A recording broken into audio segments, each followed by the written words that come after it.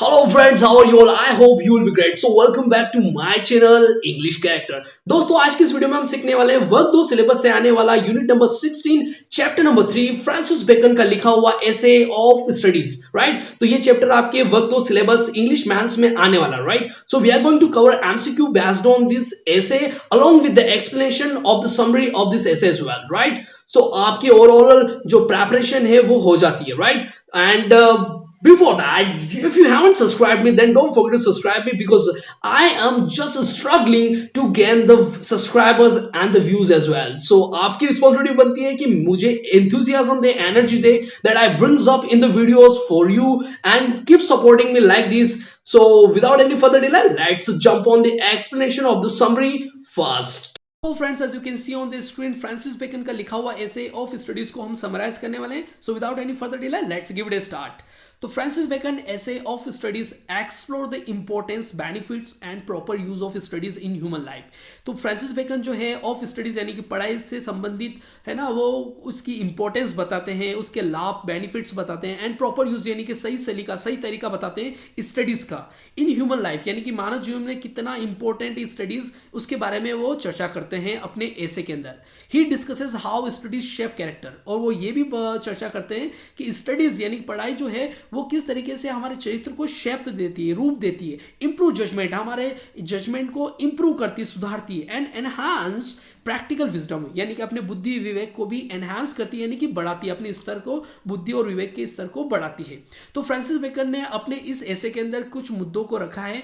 उसमें से पहला मुद्दा है पर्पस ऑफ स्टडीज, यानी कि जो स्टडीज का जो उद्देश्य है वो क्या है, उसके ऊपर भी उन्होंने कुछ पॉइंट्स रखे हैं. स्टडीज सर्व थ्री मैन पर्पस. तो फ्रांसिस बेकन का मानना है कि जो स्टडीज होती है उसके थ्री मैन पर्पस होते हैं, यानी कि तीन उद्देश्य होते हैं मुख्य रूप से. Delight, ornament and ability. Delight यानी खुशी, ऑर्नामेंट यानी कि आभूषण, एंड एबिलिटी यानी योग्यता, राइट? तो डिलाइट के बारे में क्या कहना उनका, they bring joy in leisure moment, यानी कि आप पढ़ाई लिखाई करते हो, राइट? आप पढ़ते हो तो ये आपको जॉय ला के देगी, आपको मौज ला के देगी. हालांकि आपको एग्जाम पर्पज से पढ़ रहे हैं आप तो, लेकिन आपको थोड़ा स्ट्रेस होगा, लेकिन लोगों को बहुत जॉय यानी कि मौज मिलती है पढ़ने में, राइट? सेकेंडली बात करते हैं ऑर्नामेंट यानी कि आभूषण की. दे एनरिच कॉन्वर्सेशन एंड स्टडीज, यानी कि उनका मानना है कि जो स्टडीज हैं, जो पढ़ाई है ना, वो आपकी कॉन्वर्सेशन यानी कि बातचीत को भी क्या करती है, एनरिच करती है ना, स्तर को बढ़ाती है. एंड डिस्कशन, जिन वाद विवाद जो आप करते हो उसको लेकर भी बढ़ाती है, क्योंकि आपके साथ आपके बहुत ज़्यादा नॉलेज आपको होगा तो आप किसी से भी वाद विवाद कर सकते हो, है ना, किसी भी मुद्दे पर डिस्कशन कर सकते हो, right? As you can see on the screen, I am speaking, I am talking to you very confidently just because I have gone through several books, and this is the reality that I can talk to you and in front of anyone as well, right? So third number पे बात करें अपन ability की, तो देखो Francis bacon भी ability की योग्यता की बात करते हैं कि दे इंप्रूव डिसीजन मेकिंग, यानी कि स्टडीज जो होती है, पढ़ाई होती है, वो आपके डिसीजन यानी कि जो निर्णय लेने की जो क्षमता है उसको भी इंप्रूव यानी कि सुधारती है, एंड प्रैक्टिकल स्किल्स को भी सुधारती है, राइट? अब नीचे आते हैं. सेकेंडली देखो इफेक्ट्स ऑफ एक्सेसिव स्टडी, ठीक है, यानी कि क्या प्रभाव पड़ते हैं ज्यादा अगर आप पढ़ाई करते हो तो उसका क्या प्रभाव है, इसके ऊपर भी उन्होंने बात करी. देखो बैलेंस्ड वे में पढ़ना, उसके बाद लेकर तो फ्रांसिस बेकन ने अपने व्यू दे दिए हैं, राइट? लेकिन अगर वो बोलते हैं कि अगर एक्सेसिव स्टडी यानी ज्यादा पढ़ाई करते हो आप तो उसके क्या प्रभाव हो सकते हैं, उसके ऊपर भी उन्होंने बात करी. Too much study can lead to laziness, अगर आप ज्यादा पढ़ते हो तो आपको आलसी बना सकती है, ये फ्रांसिस बेकन का मानना है, जो आपको याद रखना है, आपके एग्जाम में आ सकता है, राइट? सेकेंडली बोलते हैं using study merely for decoration makes one pretentious. देखो ध्यान लगाओ यहाँ पे, अगर आप मियरली खाली डेकोरेशन के दिखावे के लिए पढ़ रहे हो, जो आपको प्रिटेंशियस बना सकती है ना, कि यानी कि झूठी छलावा, है ना, यानी कि आपको छदम जो बोलते हैं वो बना सकती है, ठीक है, तो प्रिटेंशन बना सकती है, ठीक है. थर्ड नंबर पे देखो बात करते हैं कि relying only on book knowledge, अगर आप बिल्कुल खाली बुक नॉलेज पे, किताबी ज्ञान पर ही भरोसा कर रहे हैं विदाउट एप्लीकेशन, बिना उसको लागू किए, max one detached from reality, तो आपको जो वास्तविकता से उससे अलग कर देगी, ठीक है. तो वो उनका कहना है कि अगर आप के पास सिर्फ बुक नॉलेज है और रियलिटी में आप उसे लागू नहीं कर पा रहे हैं, एप्लीकेट नहीं कर पा रहे हैं, तो उसका कोई फायदा नहीं है भाई, ठीक है. तो इस तरीके से फ्रांसिस बेकन अपने एसे के थ्रू अपने रीडर्स को समझाने की कोशिश कर रहे हैं. थर्ड नंबर पे देखो एप्लीकेशन ऑफ स्टडी, यानी कि किस तरीके से आप जो पढ़ाई करते हैं उसको किस तरीके से लागू करने के लिए वो बताते हैं। रीडिंग मैक्स अ फूल मैन, उनका मानना है कि रीडिंग अगर आप करते हो तो आप फूल मैन यानी कि नॉलेजेबल यानी कि ज्ञानी बनते हो। सेकेंडली बात करते हैं स्पीकिंग को लेकर, मैक्स अ रेडी मैन, अगर आप की स्पीकिंग अच्छी है तो आपको एक रेडी मैन बनाती है। इसका मतलब यह है कि आप क्विक थिंकर बनते हो, क्विक थिंकर, यानी कि देखो जैसे कि for example I am speaking to you right, तो ये सब कहां से, ये थॉट्स कहां से आ रहे हैं, because I have practised a lot on the basis on the speaking skill, that's why it's coming very quickly right.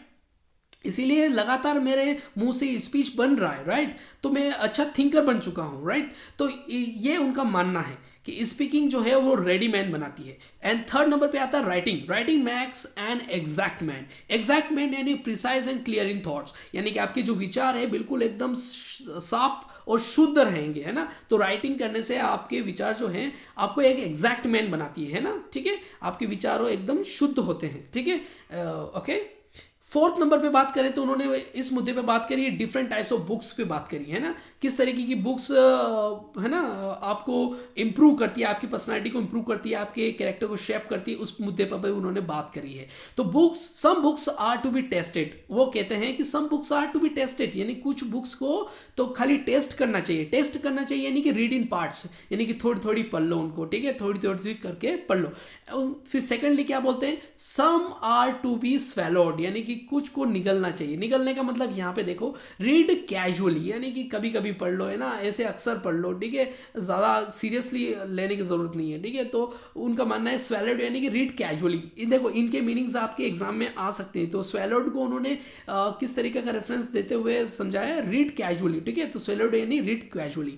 Third number पे बात करते हैं कि some are to be chewed and digested, कुछ बुक्स को सिर्फ चबाना चाहिए और डाइजेस्ट करना चाहिए। इनका च्यूड एंड डाइजेस्ट का मतलब यह है कि स्टडी डीपली, यानी कि गहराई से पढ़ने की जरूरत है, कुछ बुक्स को गहराई से पढ़ने की जरूरत है। तो फर्स्ट नंबर पे वो बात करते हैं कुछ बुक्स को तो सिर्फ पार्ट्स में पढ़ना चाहिए, कुछ बुक्स को कैजुअली यानी कि ऐसे ही पढ़ लेना चाहिए। और थर्ड नंबर पे वो बताते हैं कि कुछ बुक्स को तो बहुत ही गहराई से पढ़ना चाहिए, समझना चाहिए राइट। फिफ्थ नंबर पे हम बात करें तो वो बात करते हैं स्टडीज फॉर मेंटल डेवलपमेंट, यानी कि जो आपने मानसिक विकास की बात करते हैं, किस तरीके से जो पढ़ाई है, स्टडीज है, आपके मानसिक विकास को सुधारती है, ठीक है। तो फर्स्ट नंबर पे बात करते हैं मैथमेटिक्स की, which is very important subject right. तो वो बताते हैं कि मैथमेटिक्स शार्पन्स रीजनिंग, अगर आप मैथमेटिक्स पढ़ते हैं तो आपकी रीजनिंग जो पावर है वो बड़ा शार्पन हो जाएगी, तेज हो जाएगी राइट। फिर बात करते हैं हिस्ट्री स्ट्रेंथन्स जजमेंट, अगर आप हिस्ट्री पढ़ते हैं तो आपकी जजमेंट मजबूत होंगे, ठीक है, यानी कि आपको कोई भी वाद विवाद प्रतियोगिता में कोई नहीं हरा सकता। तो आपकी हिस्ट्री बहुत तगड़ी होना चाहिए राइट, ये फ्रांसिस बेकन का मानना है। थर्ड नंबर पे बात करें तो पोएट्री की बात करते हैं, पोएट्री एनहांसेस क्रिएटिविटी, वो बात करते हैं कि अगर आपकी आप पोएट्री अगर अच्छी करते हैं, ठीक है, आप पोएट्री को लेकर अगर ध्यान देते हैं तो जो आपकी क्रिएटिविटी है ना, उसको बढ़ाएगा, ठीक है, आपकी क्रिएटिविटी को बढ़ाएगी, ठीक है, कौन, पोएट्री ओके। अब कंक्लूजन की तरफ बढ़ते हैं, किस तरीके से देखो फ्रांसिस बेकन अपने इन मुद्दों को लेकर बात करते हैं। देखो Bacon's of study highlights the power of education in shaping a person's intellect and character. यहाँ पे बेकन जो है हाईलाइट करते हैं कि किस तरीके का एजुकेशन का जो पावर है वो किस तरीके से एक पर्सन की जो इंटेलेक्ट और कैरेक्टर यानी चरित्र और बुद्धि को शेप रूप दे रहा है। However he insist that study must be balanced with experience, और ये भी बताते हैं कि ज़्यादा पढ़ाई करना भी ज़रूरी नहीं है, ये आपको आलसी बनाएगी राइट। और क्या करेगी, आप ज़्यादा पढ़ाई करोगे तो देखो मैंने आपको बताया था यहाँ पे एक्सेसिव स्टडी के जो साइड इफेक्ट्स है, प्रिटेंशियस बनाएगी और रियलिटी से आपको डिटैच कर देगी, यानी कि वास्तविकता से आपको दूर कर देगी। ज़्यादा पढ़ाई भी अच्छी नहीं है, ये फ्रांसिस बेकन का मानना है राइट। तो देखो ध्यान लगाओ यहाँ पे क्या बोलते हैं, he insist the study must be balanced, तो जो आपकी जो स्टडीज है वो बैलेंस्ड होनी चाहिए with experience and practical application to be truly beneficial, और उसको लागू करना भी जरूरी है, नहीं तो उसका कोई बेनिफिट्स नहीं मिलने वाला, उसका कोई भी लाभ नहीं मिलना है, ये फ्रांसिस बेकन का मानना है।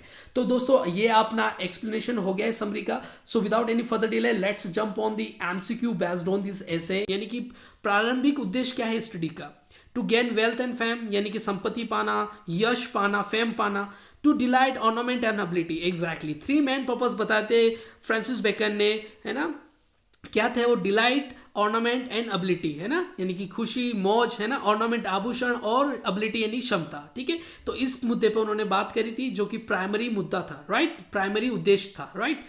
क्वेश्चन नंबर 3 की तरफ बढ़ते हैं। What does Bacon mean by studies serve for delight for ornament and for ability. तो यहाँ पे बेकन का क्या मतलब है, स्टडीज को, स्टडी किस तरीके सर्व यानी कि सेवा देता है for delight for ornament and for ability.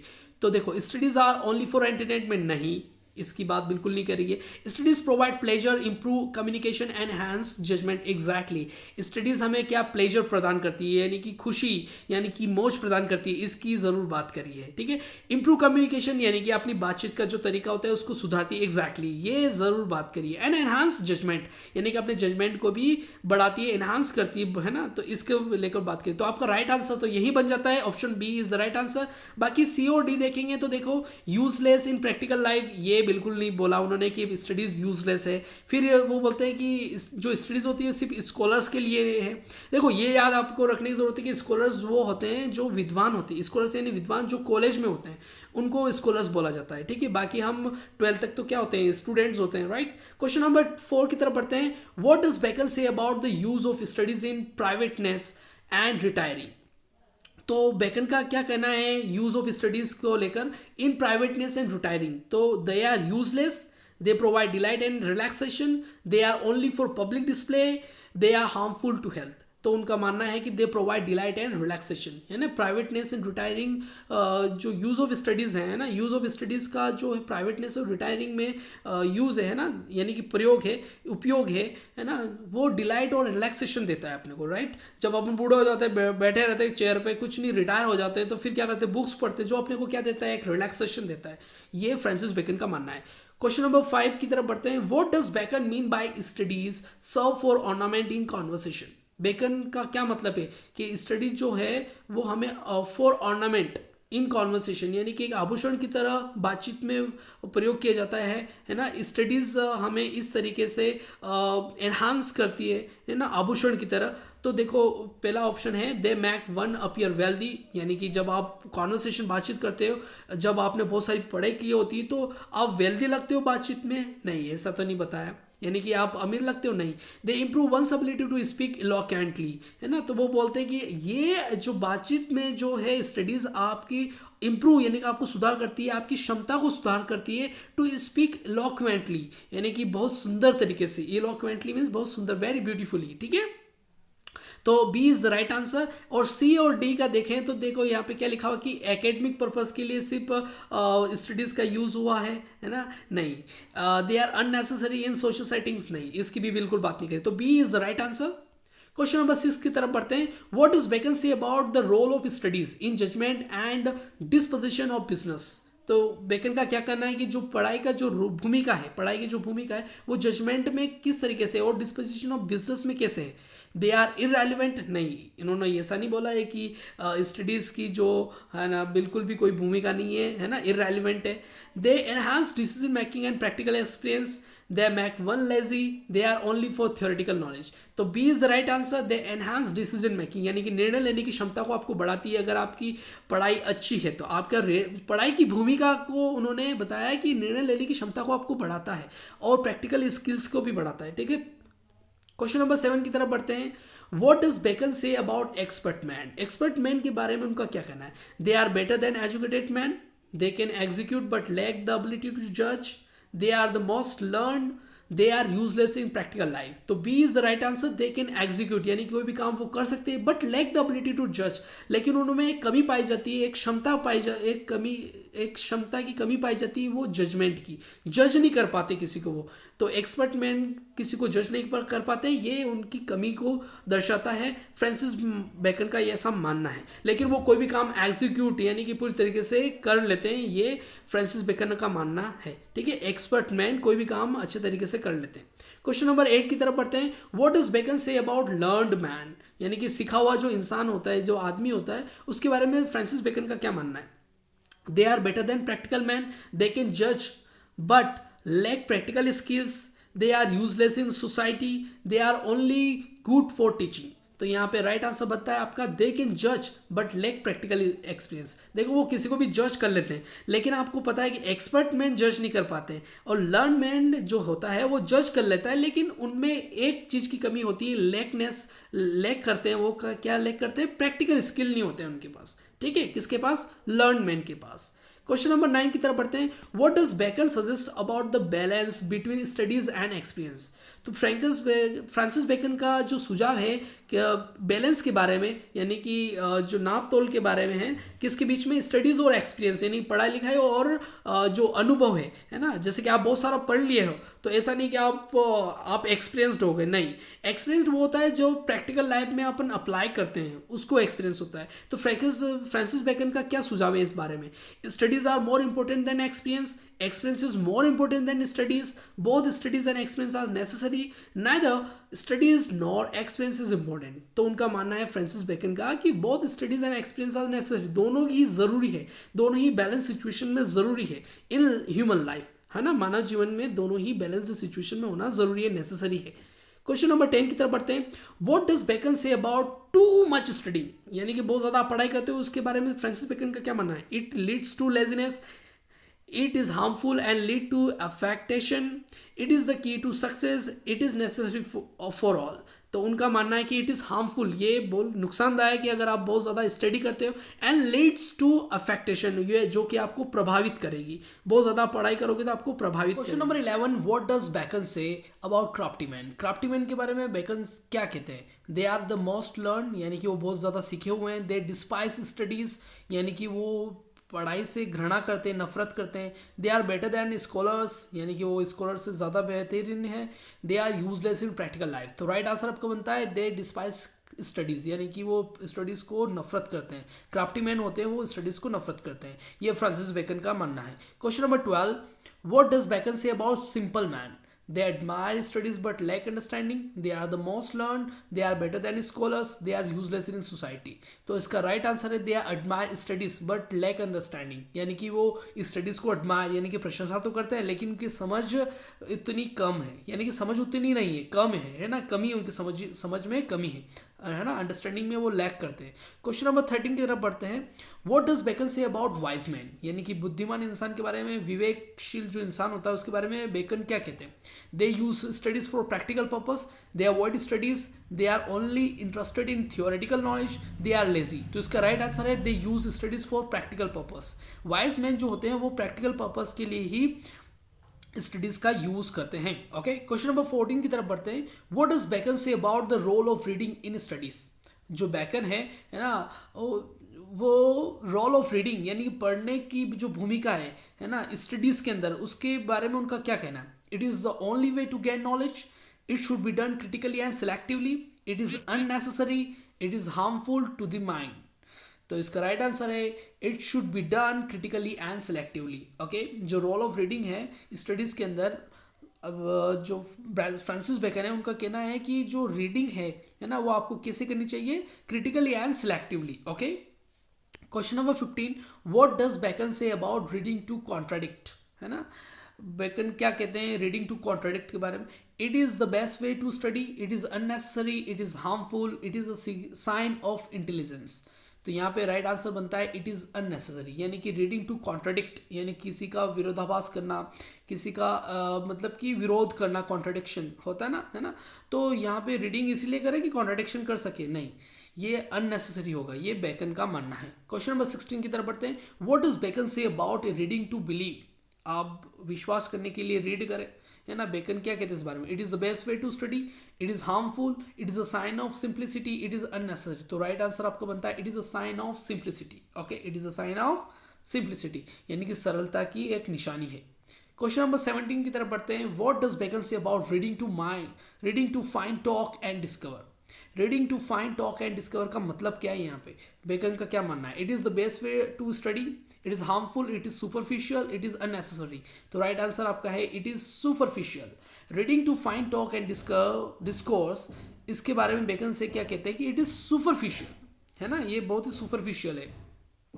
Question number 18 की तरफ बढ़ते हैं। What does Bacon say about the role of writing in studies, यानी कि जो लिखने की जो भूमिका है पढ़ाई के अंदर क्या है। It is unnecessary, it helps to refine and retain knowledge, it is harmful to the mind, it is only for scholars. तो राइट आंसर आपका यहाँ पे बनता है it helps to refine and retain knowledge. जो नॉलेज आप gain करते हो उसको रिटेन करके रखता है, यानी कि ठहराव, यानी कि मतलब रोक के रखता है। ओके, जैसे मेमोरी रिटेंशन जैसा वर्ड है ना, मेमोरी रिटेंशन माने कि मेमोरी जो भी आप इंफॉर्मेशन फीड हो रही है आपके ब्रेन के अंदर उसको रिटेन यानी कि पकड़ के रखे हुए हैं, यानी कि देर तक आपको याद रखने वाली चीज़ है। ठीक है, तो रोल ऑफ राइटिंग का ये है कि आपका नॉलेज रिटेन रहेगा, यानी कि ज़्यादा देर तक चलेगा। ठीक है, क्वेश्चन नंबर 19 की तरफ बढ़ते हैं। What does Bacon say about the role of conversation in studies. Role of conversation यानी कि जो बातचीत की जो भूमिका है स्टडीज के अंदर क्या है। It is unnecessary, it haves to sharpen knowledge, it is harmful, it is only for socialising. तो आपका राइट आंसर है यहाँ पे it haves to sharpen knowledge, आपके नॉलेज को शार्पन करता है, आपको तेज करता है। ठीक है, question number 20। What does Bacon say about the role of observation in studies. Role of observation क्या है ना, यानी कि ऑब्जर्वेशन की क्या भूमिका है यहाँ पे स्टडीज के अंदर। It is unnecessary, it is the most important part of learning, it is harmful, it is only for scientist.